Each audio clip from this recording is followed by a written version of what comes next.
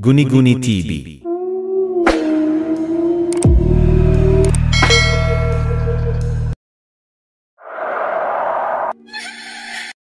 Magandang araw po sa inyong lahat. Sana maibigan nyo ang kwentong ibabahagi ko sa inyo. Si Lani ay isang kasambahay na kilala sa pagiging tsismosa. Sa bawat bahay na kanyang pinagsisilbihan, palagi niyang nalalaman ang mga sekreto ng mga amo niya.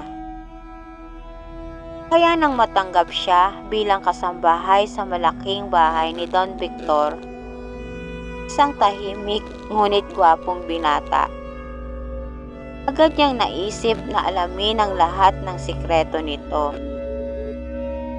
Napansin ni Lani ang kakaibang ugali ni Don Victor.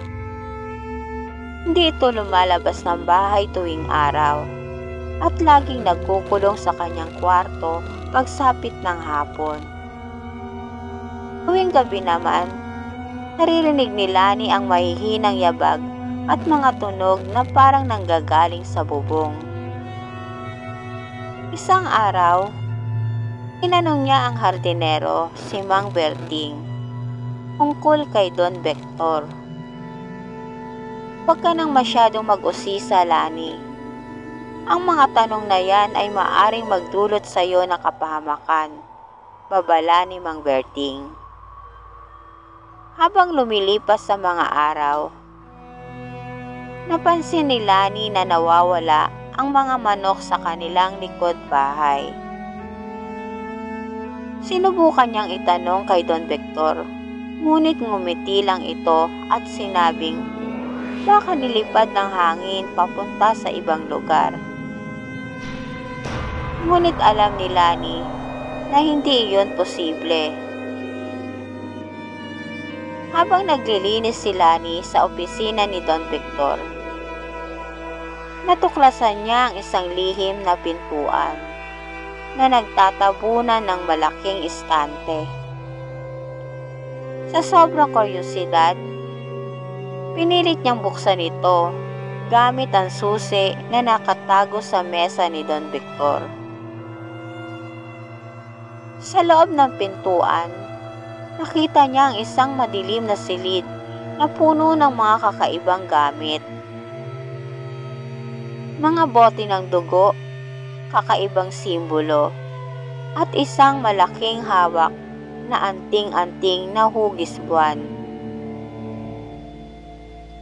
Nahuli si Lani ni Don Victor habang iniinspeksyon ang lihim na silid. Sa halip na magalit, ngumiti ito at sinabing, "Napaka-osyosa mo talaga, Lani. Gusto mo bang malaman ang buong kwento?" Simula noon, naging mas malapit si Don Victor kay Lani. Madalas silang mag-usap at tila sinasadyang pakitaan siya ng kabaitan. Unti-unti, nahulog ang loob ni Lani sa kanyang amo. Hindi niya namamalayang may plano ito. Isang gabi, niyaya ni Don Victor si Lani na sumama sa kanya sa kagubatan. Nagkunwari itong may kailangan sa lugar na yon.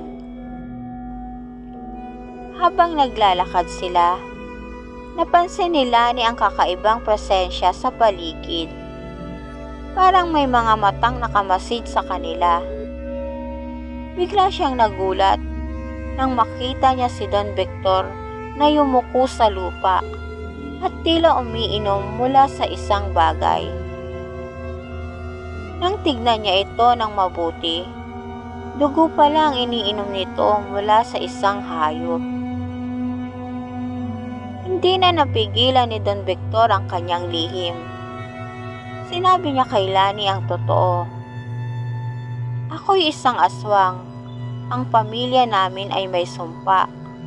Ang dugo ng hayop ang tumutulong para hindi ako sumalakay sa mga tao." Nagulat si Lani, ngunit sa kabila ng takot, Hindi niya maiwasang maawa kay Don Victor. Hindi mo kasalanan ito, sabi niya. Ngunit hindi niya rin maipagkakaila ang kanyang pangamba. Habang lumilipas ang panahon, lalong naging malapit si Lani at Don Victor. Ngunit ramdam ni Lani na may itinatago pa rin ang kanyang amo. Sa kabila ng kanyang takot, nahulog ang loob niya sa lalaki. Napansin ng mga taga-baryo na madalas nang makitang kasama ni Don Victor si Lani. Isang matandang babae ang lumapit sa kanya at bumulong. Umalis ka na habang kaya mo pa. Ang taong yan ay may dalang sumpa. Ikaw ang magiging sunod niyang biktima. Hindi napigilan ni Lani ang sarili. Minsang natutulog si Don Victor. Sinundan niya ito sa basement. Doon niya nakita ang mga larawan ng mga naunang kasambahay na nawala sa mansyon. Lahat sila'y naging biktima ng amo niyang aswang. Nang matuklasan ni Don Victor na nalaman na ni Lani ang buong katotohanan, nagbago ang ugali nito. Naging mas madilim at agresibo ang kanyang pagkilos. Sinabi nito kay Lani, "Hindi mo ako pwedeng iwan. Ang sumpa ko ay bahagi na ng buhay mo."